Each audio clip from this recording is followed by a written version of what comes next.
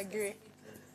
For police officers, I'm looking to at take care of the security law and order. I think we need it in this country. Right. I mean, it's going to reduce how many bribery. years are we going to get to that? We can barely agree. I mean, on no shades, but community police. To have robotic as police officers on the road, or to curb certain insecurities within the community. We are already struggling with community policing, but let's move on to another paper. I think good enough to take us through the Guardian newspaper right now. All right, so on the Guardian, I'll get starting with the major story that states MPC caught in raids caught trade-offs as banks demand CRR review. And looking down below the baseline, we have PSC, others fault a planned protest by ex-officers over pension scheme. And over time, this baseline story is something that is more attracting to me in the way we have to talk about the pension scheme in the country. It's something that it's undebatable that a lot of times when people have worked, right, and they've retired, they had to have issues of depending on, when is the pension coming in, when are they going to get it? And men, this is like, they're actually old, aged, and we have to wait for them to get their pensions. And I don't know why we keep on battling with this in the country. We have governments, we have resources, they've worked, and it's high time for them to earn their money while as they're growing old. So I want to hear your view concerning the pension scheme. I think pension has improved over the years from my own view. You can see veterans now come up to say that the pension, while they might say that it's not enough, I can see that it has improved and they're now starting to address different aspects of maybe aged people who have worked 35, 40 years of their lives, maybe in civil service or something. So maybe over time we'll be able to get to that place in Nigeria where pension is pension. Coming in at yes, the same time. Yes, pension can actually pension, but basically that's going to be my input on this conversation. All right, let me take you to the Punch newspaper.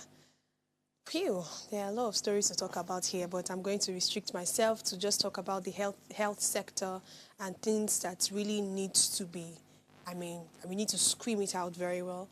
It says here that Nigerians spent over $3.6 billion annually on foreign healthcare under Buhari. Another story here that links to the health sector says doctors to begin nationwide strike on Thursday. This is really alarming. To spend that amount of money for healthcare is something, I really don't know the kind of English or words to put together, but let me just give you a little snippet to that. It says Nigerians spent at least $29.29 billion on foreign medical expenses during the 8 years of former President Muhammadu Buhari's administration, and the Punch reports that this translates to an annual spending of about $3.6 billion during the review period. We're spending this kind of amount of money to get, healthcare across the country. And then our own healthcare system in this country is suffering. There's an impending strike that doctors want to back on, coming very soon. And of course, we can link all these things to the dissatisfaction that they see from their industry. We've heard of stories how many hospitals, public-owned hospitals, even some private-owned hospitals, do not have the equipment that they need. Imagine, a lot of people came out to say that, Buhari's death, his whole ordeals during the time he was sick, everything was done abroad. If we had a functional healthcare system, probably he wouldn't have needed to move abroad. I know one time we had to revisit one story that mentioned that some organizations partnered up to have quality, healthcare setup in Nigeria, I think in Abuja. And we just heard that story once. We saw a Aproko doctor even do some awareness in that sense about it, but nothing else has been done. Even though I applauded that move, I expected that we were supposed to have more of that, because Abuja is not the whole of Nigeria. There's Lagos, there's Kaduna, there are a lot of cities here. 36 states. Imagine we have that kind of intentional setup across 36 states. We're not going to have a lot of people travel every time, for proper healthcare. Look at how much we spend across board, and our healthcare system is suffering. So looking at this whole strike, nationwide strike thing, I think one industry, apart from education, that's ASU strike and all, that I don't like to see strike is really, this healthcare sector, because it's going to tell a whole lot on people who are sick, on people who are in the hospital that needs their attention. So I think we really need to work on this. And seeing that they had to go all the way to Buhari's administration to bring out the flow of the problem, you know, and linking it to the present administration. There's a lot of work to be done. I just thought to let you. Let me wrap this conversation up by saying that until government officials no longer have access to get foreign medical aid outside, they are not going to fix anything in Nigeria. And it's as simple as that. It's not like saying it's not possible. It's because the idea of saying something is not possible is why things still exist. If you are a government official, if your state doesn't have at least 2 standard hospitals, there's no reason for you to go abroad and say by privilege, you are a servant for a reason. So that privilege of going outside to get foreign aid must be that maybe you are in the case of those kidney transplants, whatever, where other people too can go abroad, where you have to travel to get those kind of medical attention. Maybe that, but not that randomly you just pick up your private jet or whatever and say you're going abroad and you deserve it and it's a privilege. So that means we need somebody that is going to hold the government. Let the government hold themselves now and tell themselves that they are not going anywhere.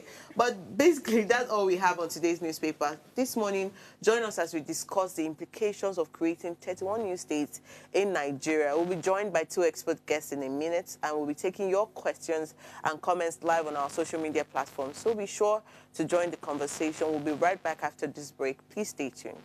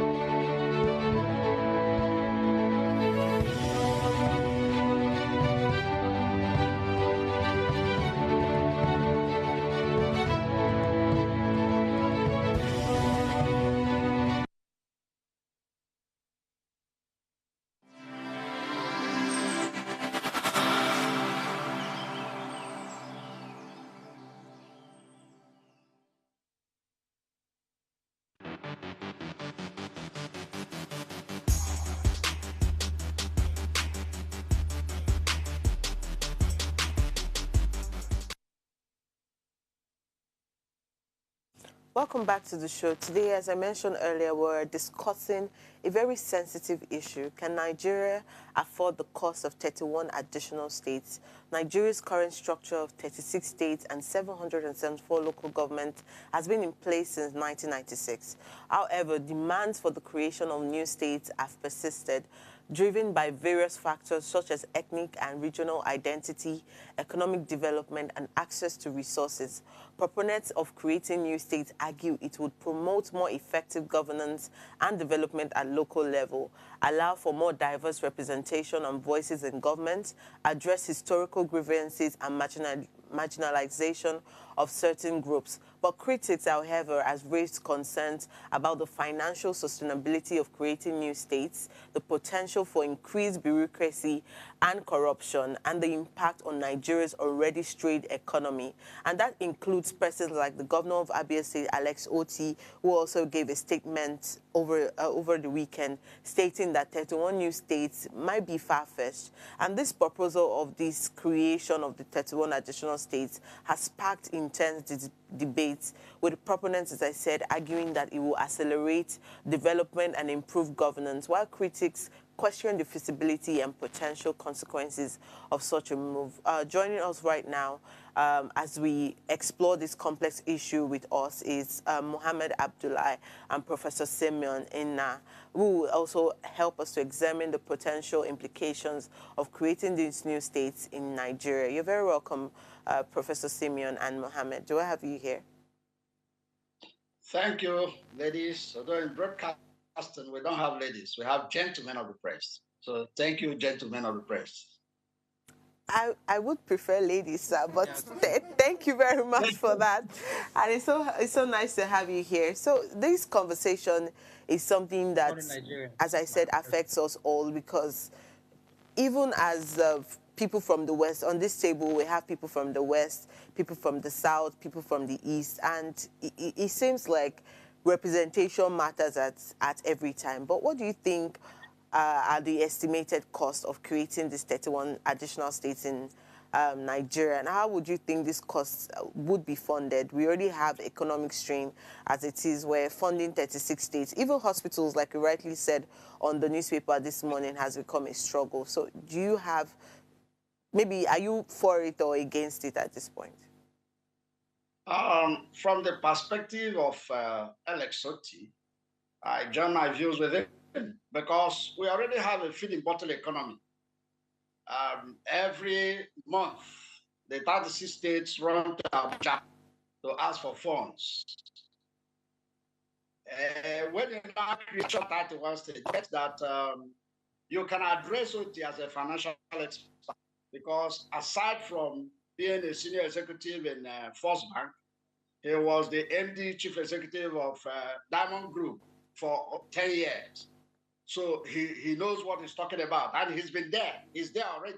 So he knows what it feels like, being a governor, what it feels like looking at finances of the country or the state. So I can align myself with him that it's a no-no having 31 additional states. The question is, the 36 states, how many of them are viable? If you allow them now to stand on their own, how many of them are viable? That's the issue. So if they are not viable, why are you creating additional states? Absolutely. I think in 2014, when we had the confab, what they said, which is what I will buy, is that there is an imbalance already, that Nigeria is standing on a tripod. The north, the south, and the east, the west and the east, sorry. And that the others have a minimum of 6 states. And it's only the southeast that has 5 states. And they advocated in that 2014 that one additional state should be created in the southeast, and before anybody can think of creating another state, because they understand. Recall that these are gentlemen, elderly people. Most of them there were elderly people that have seen this country inside out. So I will agree with Otti that creating additional 31 states now will crumble this economy, because where are the funds going to come from? The states are lazy. They cannot increase the IGR. They're always running to Abuja every month to collect funds to sustain their state. It would have been a different thing if these states were viable on their own, but they are not. So what are we saying? How are they going to get the money to run these states? I think it is just a jamboree. Even what the National Assembly is doing, they know they are going nowhere, because you are going to go around the zones to collect data for constitutional review, and there was no publicity. Maybe you tell them a day before the day. So it's dead on arrival. There was news making rounds that the Senate has passed the first round, and they are creating, they have approved about 12 new states. Even at that, which means they were looking at 2 states for every senatorial, for every zone. At the end of the day, if you create 12 additional states, I will still say it is too big to manage. The challenge we have in this economy is that we have a bogus economy, and that there are no funds to run them. Look at what we have with our ministries. We are told that the Rosonia report will come into bear, but instead of that happening, we created additional MDAs. So the problem is there. I don't know why government is doing what they are doing. It is so expensive to run this federal system. And that's why people are advocating. Maybe we go back to the 1963 Constitution, which is parliamentary system. Maybe, because this one is very, very, very expensive to run. And the people in power are even making it more difficult by creating jobs for the boys. That's what I call it. It's just a way to create jobs for the boys. Otherwise, what's the essence of creating additional state? If you read what Otti said, he said it will even create more room for crime, because the governors are just collecting money. See, let me prove this. Check. Anytime they go to FEC to collect the allocation, 2 days after, dollar will rise. What do? They just collect the money, change it to dollar, and begin to do whatever they like with it. Once they pay salaries and do 1 or 2 roads, they come on television and show us. At this 21st century, somebody will take 2 weeks to be showing roads that he has done. Meanwhile, he's not paying salaries. Is that the kind of thing we want to do in Nigeria in the 21st century? People have gone past, doing roads and doing bridges and what have you. We are talking of things that will move the nation forward. We are talking of AI now in China. Yes, it can work there. But when it comes here, we'll begin to hear things like glitches. There are no power to sustain them. Recall that those things will be run on power. And these human beings are going to operate them. With the things we are doing in Nigeria, do you think we can do that here? My answer is no. Because there will be no energy to power some of these things. As we are about starting this program, they just yank off the light. The weather is dull. I can't even on my solar panel. So that's the kind of country you run. And we are not doing anything. The electricity is nowhere. The roads are not even good. Even the local government, the federal government, the president signed an executive bill and nothing was happening. The governors went to court. The Supreme Court said that local government autonomy should be allowed to function. But are they functioning? My answer is no. The governors are not allowing that. Why do they want to create more states? Why do they want to create more states? You see, I don't think that creating more states is the answer or the solution to our problem now. No, I don't think so. I don't think so. Okay, sir. I totally agree with you concerning the creation of states, that we need to actually restructure the other states we have, the 36 states. We need to put things in order. But here is my question. Let's assume we actually... So what financial or structural benchmark should be in place before any state should be or is provided or is approved? No, the state should be able to show us how much they are going to generate internally. That's the internally generated revenue. How much is it going to be? What are the infrastructures that they think they can go ahead? See, if you say creation of state is totally bad, nobody is saying it's totally bad. But what we are saying is that we have enough already, and the ones we have are not viable. So any state coming in must tell us how viable they are going to be. How are they going to generate their own revenue to sustain what is coming from Abuja? Or are they going to depend in Abuja on Abuja? This feeding bottle economy is not working. It is not working. Apart from Lagos, Port Harcourt, and maybe 1 or 2 other states, you'll find out that every month, once they finish the federal allocation, of course, like I said before, once they collect the money and change the one they want to change in dollar and save in their foreign account, the little one that comes, they just pay salaries and do 1 or 2 roads. And then to tell you that they are working, they come and use all the newspapers, front page of the newspaper. You know how much it costs to advertise on the front page of a newspaper, cover the newspaper with just roads, how many kilometers of road they are building in 21st century. And that's what you want to do. And you say you want additional state. I don't think it's right for now. So much, Professor. I mean, insightful one, really. But then I want to ask my question now to Mohammed, right? Now, given all the things Professor have said, you can actually see that he's coming from the impact, the negative impact that having to create 31 states would actually be, if eventually we created. But I want us to even weigh it. Let's weigh the options, the negative impact and the positive ones. If we are able to weigh it, which one do we think we should even go for more? And if at all, after weighing this now, we see that, the negative impact is more, what alternative solution or route do you think the government should take in getting this equity? Because that's what they'll tell you. They tell us that it's for the the grassroots citizens, exactly. So those kind of things. So I want us to be able to weigh it, and this is to Mohammed now. Let's weigh it, and then let's talk about alternative or solutions that we can actually bring in. If at all creating 31 states is actually not going to work for Nigeria. Yeah, thank you for that question. Good morning, Nigerians. Personally, my own very personal view, I am not for the creation of additional states. But like I said, this is my personal view. But 2 days ago, I mean precisely on Saturday, I was at the public hearing here in Lagos of the House of Representatives in terms of constitutional review. And what dominated the floor, I mean, what majority of Southwest people, particularly Lagos, Oyo, and Ogun that are represented here, were demanding for is additional state creation. Now, let me tell you this.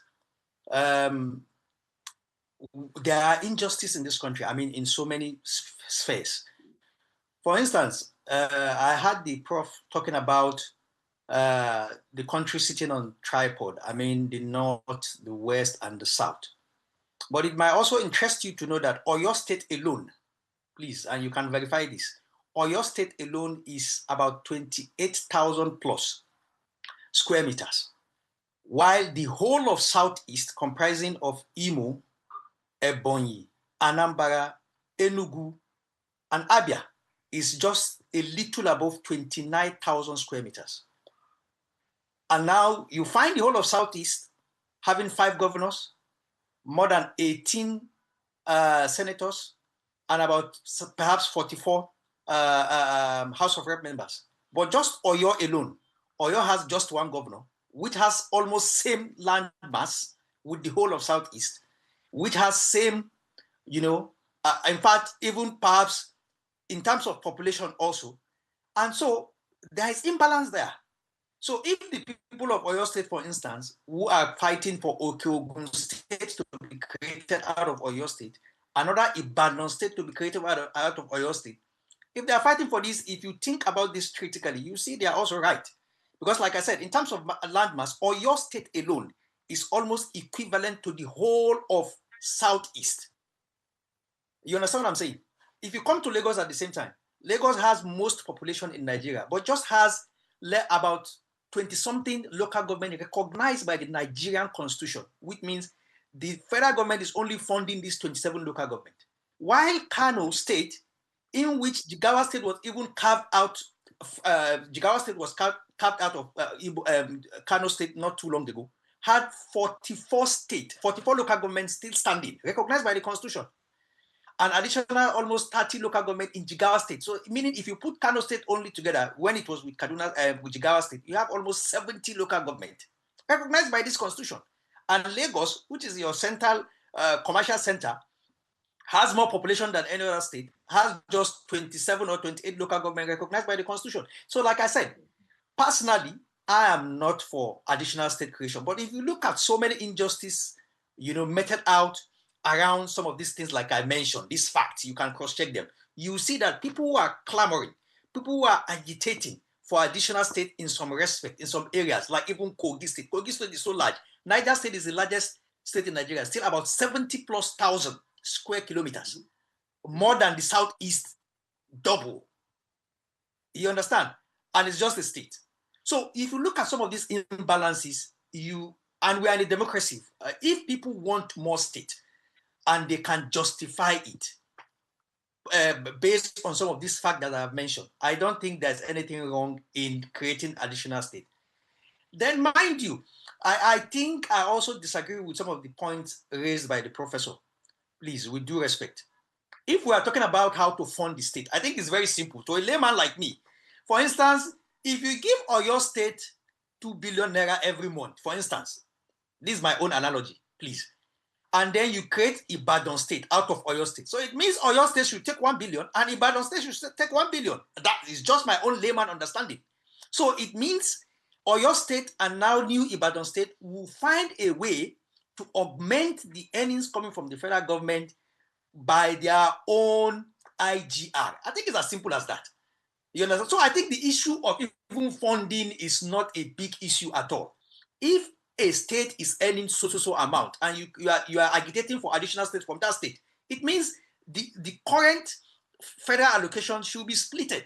Yes, and then it depends on the new governor or the old governor of whichever state to now augment what he's getting with his IGR. So I think the issue of funding is not even a problem. But what I think is germane is the management of funds. And that is our biggest issue in this country. You understand? So the current structure that we have, that, for instance, since the coming of this administration, we understood that the federal allocations have almost doubled, if not more than doubled. What have the state government been doing with these allocations? What have they been doing? How many of them have shown us and been accountable to Nigerians that this is what I have done with the double allocations that I've gotten into office? So funding for me, I don't think is a big problem. Seriously, like I mentioned, if you are getting a certain amount and the state is created out of your state, it means it be split depending on how many states is created. And again, remember, another big advantage of creation of the state, like I said earlier, please mark my words, I am not personally for, but I think people who are agitating have a point. Also understand that this creation of state will bring governance much more closer. For instance, like I said, in Oyo State that has that is the size of almost the whole of Southeast. If you have 2 or 3 more governors in Oyo State, it means the work is lesser for the single governor. It means governance is much more closer to people. You know, for instance, the Ibadan State that is being clamored for, it means the whole of Ibadan only will have a governor, and then his role is focused entirely on Ibadan, compared to Seyi Makinde that is there now, that is overseeing Oyo, Ogbomosho, Ibadan, Shaki, and so on and so forth. So it has advantages and definitely disadvantages. And like I said, I am not for, but I think people who are clamoring have a point. And because we are in a democracy, I think they deserve a fair hearing. Okay. Mohammed. Okay, can I come in? Okay, Professor, of course you would come in. Let's quickly take a short breather and then we'll be back to hear your insight on that. So please don't go anywhere. We'll be right back shortly.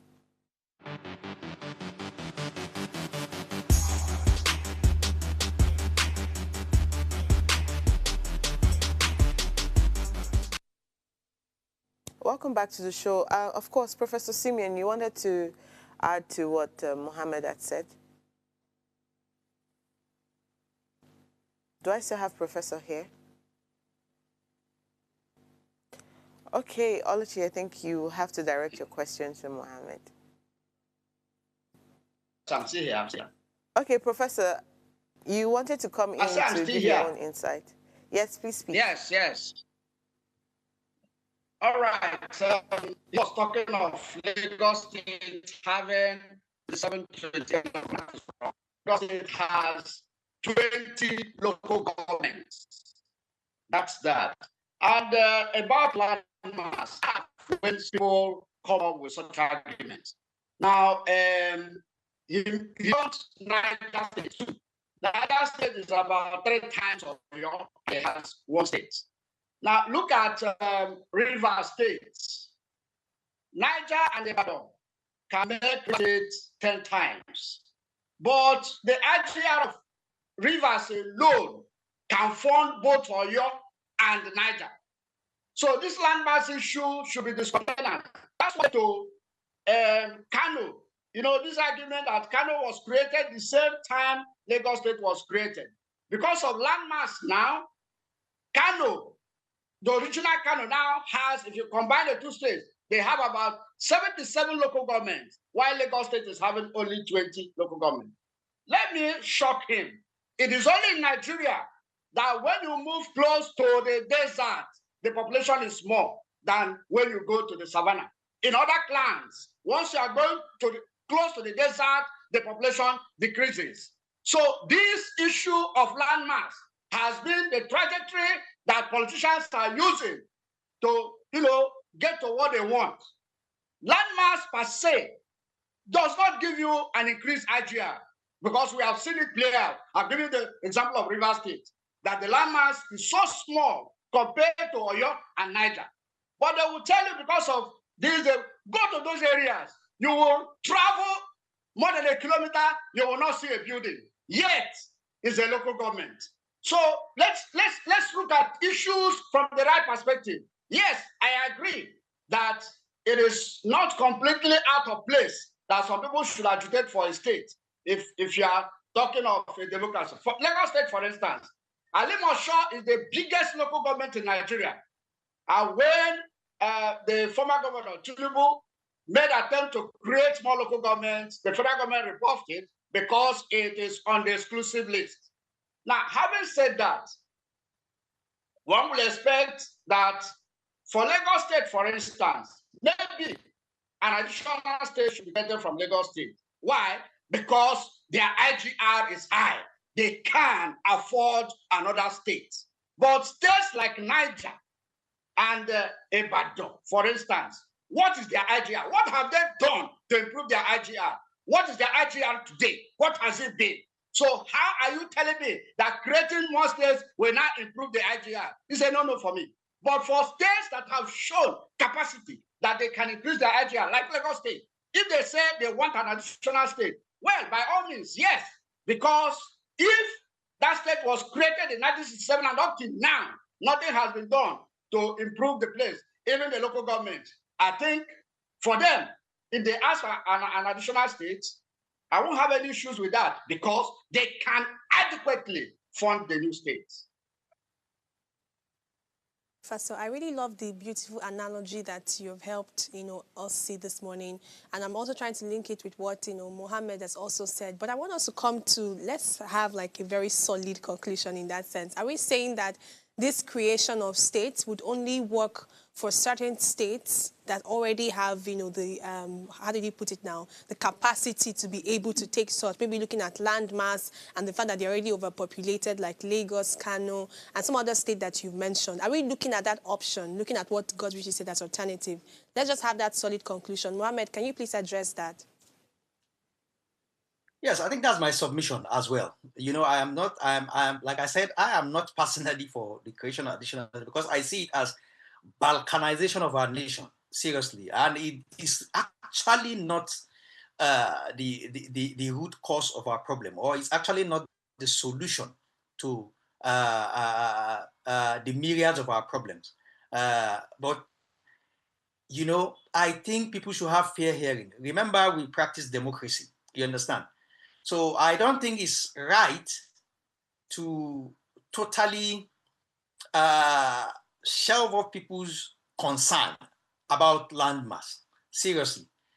I still want to disagree with the prof in that respect. If we say landmass is not necessarily important, I think it is. It's just because our own kind of country here that we don't, we don't take advantage of so many of our potentials. For instance, like you rightly said, like Prof, I'm sure will agree, Niger State is capable if they put all acts together to feed this nation with that same landmass. If the government of that state, and I'm happy now that the farmer governor is trying to do something in terms of agriculture. If they put everything right, they are able to feed Nigeria by just that landmass, and that's a plus. So I think what I'm saying is that everyone should be given a fair hearing, even in terms of representation, for instance. So if you talk about even not, if you're not even concerned about the landmass, like I said, or your state, for instance, as big as it is, being the former capital of Western Nigeria, Ibadan, you understand, has just few representatives in the House of Representatives, in the National Assembly, compared to the Southeast. And what is also, if you want to look at the population as well of Southeast and compare to a state like Oyo and even Osun and so on, or even Kogi and even Niger State. So it's not entirely one-way thing. We have to weigh all the options. Like I also believe, in my own little belief, I think some of the state creation will also bring governance very close to the people. If you go to so many of our states, even including Lagos State, except the metropolitan areas, the CBDs, immediately you drive 2 hours, 2, 3, 4, 5, 10 kilometers out of the CBDs, there's a challenge. Nigerians in rural areas do not feel the impact of governance. They do not feel the impact of government. So some of these state creations, additional state creations, might also solve that problem. It's very possible, because definitely if you have new state, it means the governance will be taken further and nearer to the people. So we should look at all of these things, without just focusing on, say, whether population only and then IGR generation only. I think we'll be doing a whole lot of disservice to other areas, definitely. But again, it's a challenge.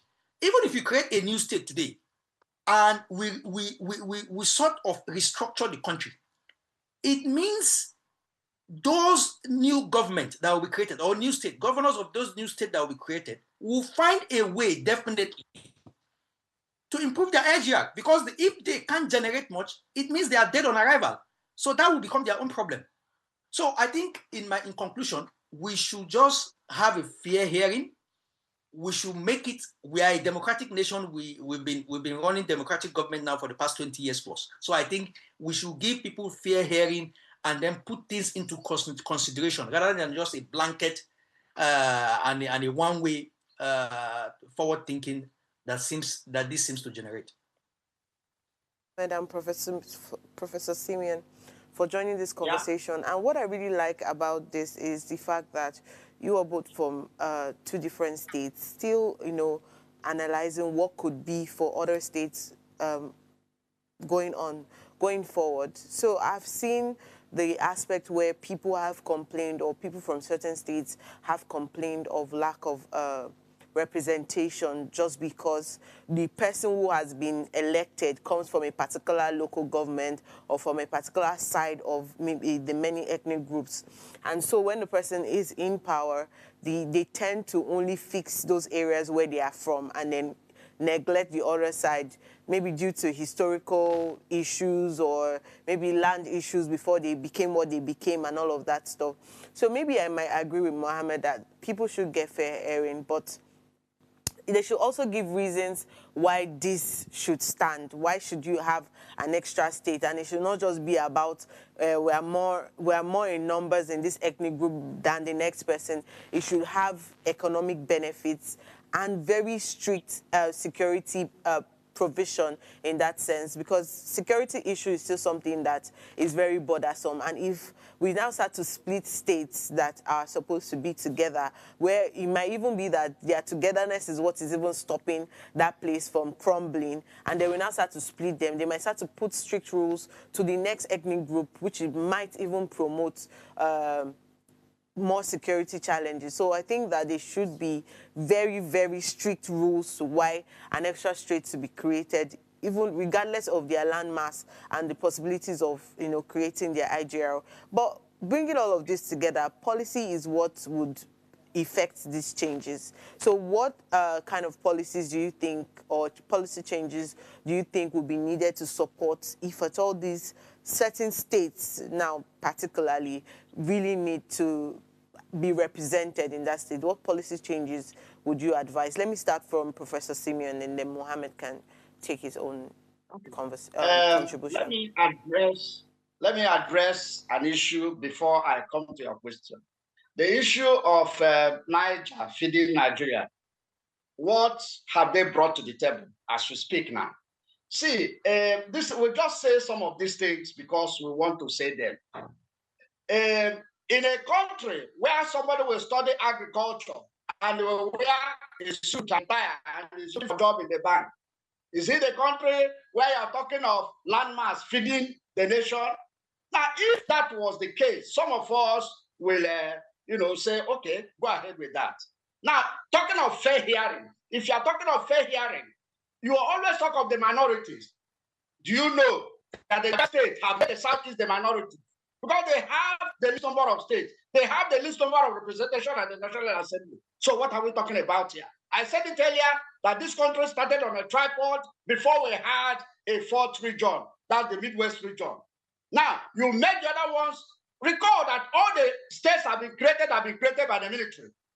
And they have always, given the North more of the states than the South, if you look at it from that perspective. Now, coming to your question proper, I would like to say, I said it before, I'm going to say it for the uptake time. You see, when these states cannot show how they are going to sustain themselves, it is not a question of just creating states for the sake of creating states. Yes, I agree that when you create states and you have people to man them, you are talking of policy. We have enough policies to run this country. Our problem has been implementation. Have we not made law for local government? Is it being obeyed? There's a 2014 confab for crying out loud. Let them pick up that document, dust it, and implement it. The challenge we have in this country has been the Constitution. Our Constitution is a fraud. The opening comment, we, the people of Nigeria, is a fraud because there was nobody that elected anybody to go and draw a constitution for us. It was 2-3 people that were kept in a room and told what to do by Abacha because he wanted to succeed himself, and he wrote that document. There are a lot of lacunas in that document, and the problem we're having today, including the situation of state and local government, it's caused by that document to call it a constitution. Except that constitution is rigid, we are not saying anything that can benefit anybody. People have banded with the idea, and I want to agree with them. Can we go back to the parliamentary system? The money to run this federal system is so enormous. We can't afford it. A lot of jobs are being created for the boards, and those jobs don't mean anything to the economy. So let's go back to the parliamentary system where the parliament will throw up the prime minister or what have you. And with that, we are wasting so much resources running the federal system. I don't want to use any, like I would have said, what we are doing now, what Fela would call demonstration of grace. This is not democracy. You have democracy, you have what is happening in the National Assembly. In a democracy, there are 3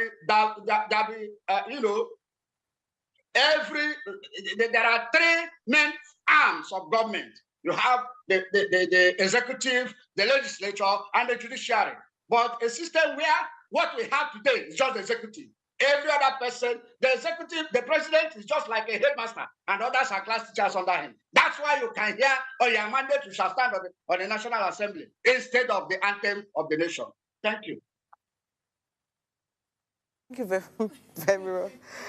Okay, Professor Simeon, thank you very much. Let's go back to what Mohammed has to say as we wrap up the conversation today.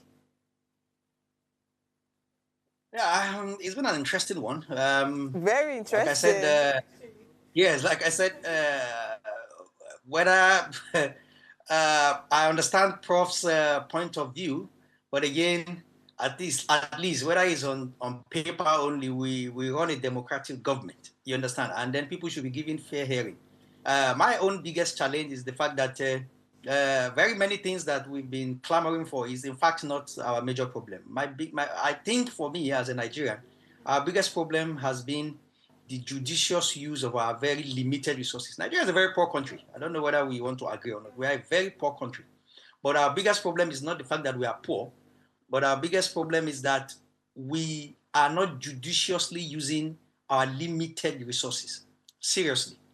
So it's quite deplorable, and it's quite challenging.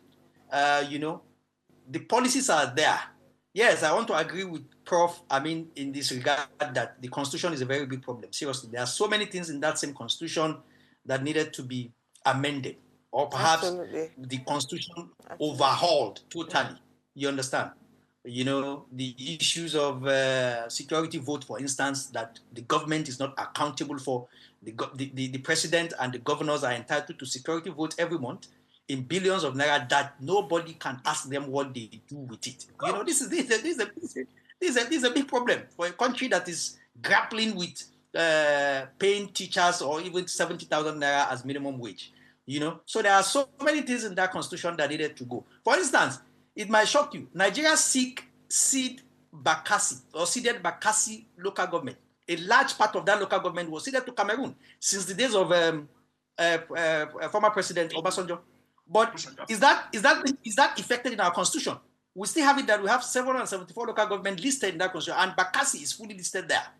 So, these are some of the challenges, that we talk about pertaining in that Constitution. So I think, yes, it's quite commendable what the House is doing. I mean, the National Assembly is doing, going around, whether it's not really in terms of the implementation too. I quite agree with Prof that, there is no much publicity for good representation, but at least it's fair enough that they are going around the country asking for people's views, asking for pressure groups, NGOs and pressure groups' view about how what they needed to amend the constitution. And it might interest you to know, like I mentioned, I was there 2 days ago.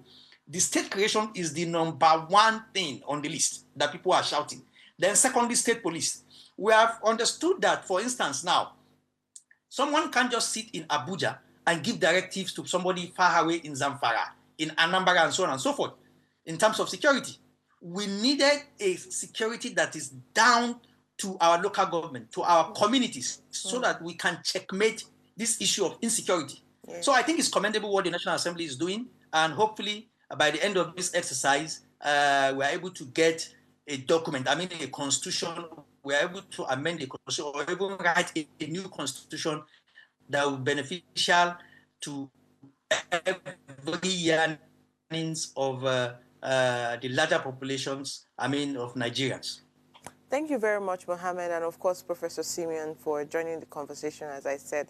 Not to wrap up without hearing from my co-anchors this morning, I would really like to wrap up with your ending words with this whole topic, so that it doesn't look like we're asking the question. One thing I really got from the conversation, especially from Mohammed's point of view about, fair hearing and everything, it just made more sense, because the former creation of states was under the military system of government. This is democracy now. So we have to always consider that. And Governor Oti coming out to say that he doesn't necessarily agree with it, I can understand his point of view as a governor who has been working tirelessly in Abia State to ensure that the economy is better. So maybe he's looking at it from his own point of view as well. But he has mentioned that some other states probably needs this kind of implementation beyond what other states are looking at. So fair hearing is really important, like he has mentioned. I hope that the necessary policies that will make this work the right way should be put in place. Let's see how it goes on from here.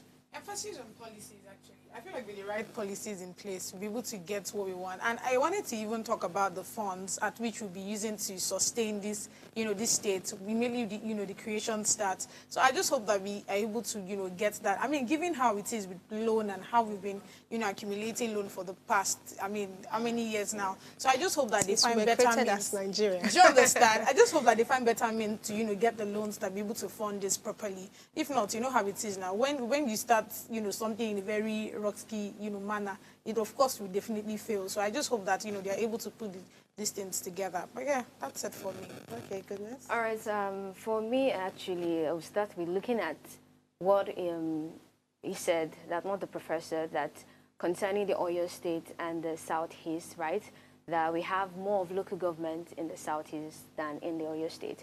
Now, if we're looking at that, creating of more states, more local government, I hope we should just consider the pros and the cons. Which one is at the higher rate? Is it the positive effect or the negative effect? If it's the negative effect, meaning we'll be looking at ethnicity diversity, and that's where we have ethnic rivalry, where some certain people, because they've given them the opportunity to break out from the United States they were, now be having ethnic issues. And that also is one of the criteria that will make a country to not really totally grow. And also looking at the provision of funds, concerning the management of funds. Let's not forget that we have an issue already, like a backlog issue in Nigeria concerning accountability and transparency. Because if we are creating more states, meaning we are having more local government, and also we are also creating indirectly more loopholes for more funds to go down the drain. Yes. I think that question is what people should start answering. All the government officials or people who are also clamoring for these extra states, I think that's the question they should start asking. If you really want representation, how accountable will you be towards that representation and transparency? And this is where we wrap up the show. Thank you so much for joining the conversation. We'll see you again tomorrow with another amazing topic. Do not go anywhere. Subscribe now. Bye-bye.